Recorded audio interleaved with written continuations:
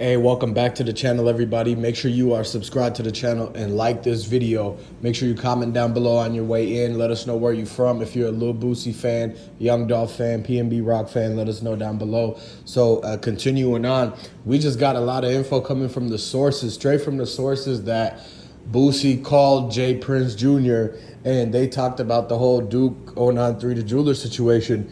Now, Boosie went on Vlad and he did the whole interview, and basically he explained exactly what happened to Duke. And basically Duke was followed out of the concert right after Boosie gets off stage, and Duke 093 was watching from the private section. When Boosie goes to leave the stage, Duke was told that he had to go meet them all in the parking lot. So Boosie's trying to say that he didn't park in the same spot as him, so that it shouldn't be no reason why Boosie's involved. Well, that don't make sense, because Boosie and his crew was the one who told Duke the Jeweler to meet at the parking lot. And so he goes out thinking Boosie and them are gonna be right there somewhere in the meeting in the middle or something. But little does he realize is that the whole entire time people's knowing where his location is, and that's how he ended up getting followed out that back exit door. And when he went to the loading docks of the shipping and receiving, that's where they popped out and tried to rob him, man. They tried to take his chain, his Louis Vuitton duffel bag, and the backpack. He was really taking his items and all that to the car so they could go to the after party. Like, Duke brought his whole truck and everything. Like, it's out there that he might have had like a Bentley truck or something in that caliber. So when he goes out and he was trying to take his Louis Vuitton duffel bags, which had like $600,000 in it, the chain, the 093 chain, the Tasmanian chain, and everything like that. They really wanted that Tasmanian water chain because of the fact that they seen it on Instagram, and it's the one that has the most diamonds. It's the most valuable chain other than T Grizzly's chain. Now, T Grizzly, he got robbed for $1 million and his chain missing too. And now Duke 093 gets robbed. But see, the thing with Duke 093 is that when he had Boosie fill out the 10K form, because Boosie was going to spend a big bag, and he has spent multiple bags with Duke 093 The Jeweler. And anytime you spend over $10,000 in cash, you have to fill out the form, the 10K form. So when Duke made Boosie fill out the 10K form, he made them all fill out the 10K form. They can't just bring their cash money and think that they can wash it through the jewelry. No, Duke 093 has a real life business. He's the real life jeweler. That's why they call him Duke the Jeweler. So he's got to do his, everything by protocol, so he can keep his business running smoothly, right? He can't just be selling people chains and taking all this cash where he doesn't know where this cash is coming from, who they got it from, and what's involved, what's all that comes with that, right? So he's got to protect his business by making him fill out the 10K form. And Boosie didn't like that at all, because Boosie knows, just like how they set up Hutch the Jeweler in Detroit, Boosie knows that the finesse is you supposed to give the jeweler all the cash, because it's a cash business. Then you would turn all that cash from who knows where it came from into the jewelry, which then he can actually go and flip for real dollars, like a real check that hits the bank, and he doesn't have to worry about, oh, this money came from here and there and proving it, right? And so at the end of the day, guys, everybody wanted what Duke 093 The Jeweler had. He had a real live business. He was making millions of dollars a year off of it.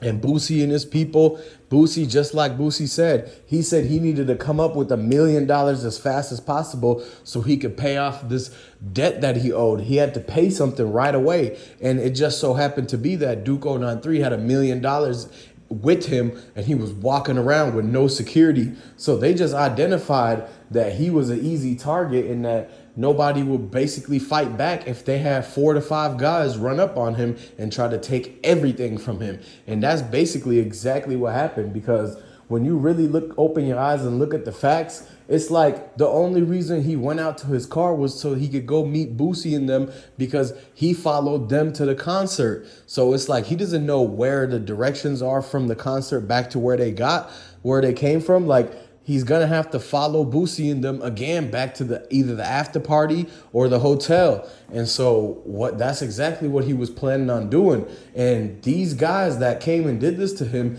they knew this too. And Boosie knows this for sure.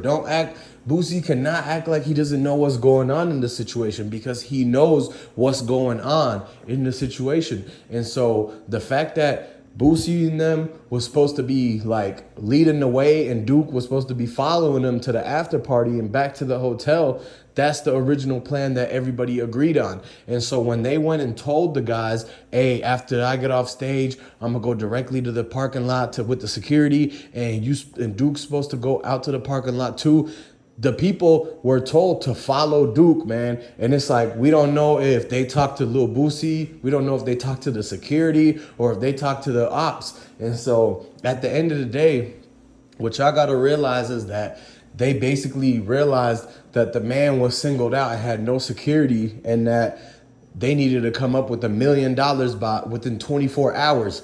And then as soon as they're saying that, they're like, talking amongst themselves like, yeah, we need to come up with $1 million for Boosie by tomorrow night. And then next thing you know, Duke 093 walks by with $1 million on him. And so they say, you thinking what I'm thinking? And they say, yup, it's go time. And then they follow him out that exit door with their masks up. And they had a full Nike sweatsuit that was dark and zipped all the way up with the mask over their face, whole ski mask and everything. And the thing is that they left a fingerprint on the push handle of of that door to go into that loading and shipping and receiving docking area. So as soon as Duke went out, remember, one guy put his foot and caught the door.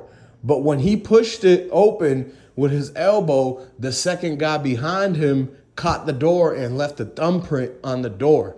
So they have to go back and look at that, and they have to go back and look at all the footage and figure out, is these the same guys that walked in with Lil Boosie when the whole concert started?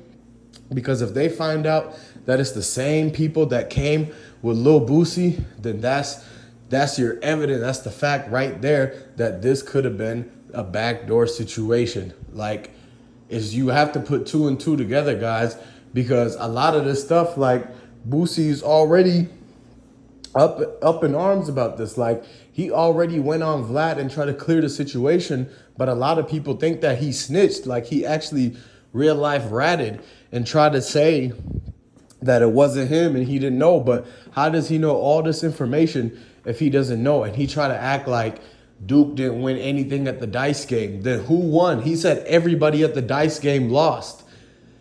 If Boosie said everybody at the dice game lost, then that means it was for sure a backdoor, because then that means the dice game was just a bait to get the people who had the bread to fly out for the concert. And then he makes sure that the dice game was rigged so that Duke loses his money, Jada Prince loses his money, and basically Duke tried to get his money back by offering Boosie a whole new chain idea. He said, yeah, I got an idea for this chain, da-da-da-da. Then Boosie realized that even though Duke lost the dice game or whatever, like they tried to finesse Duke at the dice game out of everybody's money. Like, that's part of Boosie coming up with his $1 million, is that they're going to rig the dice game. And then after that, somebody's going to get robbed. And so once they did that, then Duke came out and brought the idea that Boosie should buy another chain. Then Boosie thinks that Duke is trying to finesse him because he's going to hit his lick back by finessing Boosie on the price of the chain, or swapping out the real diamonds for the lab diamonds and the moissanites. So y'all got to understand, you got to subscribe to this channel, because we bring in more straight facts right from the sources, covering everything. I'm going to catch you on the next video.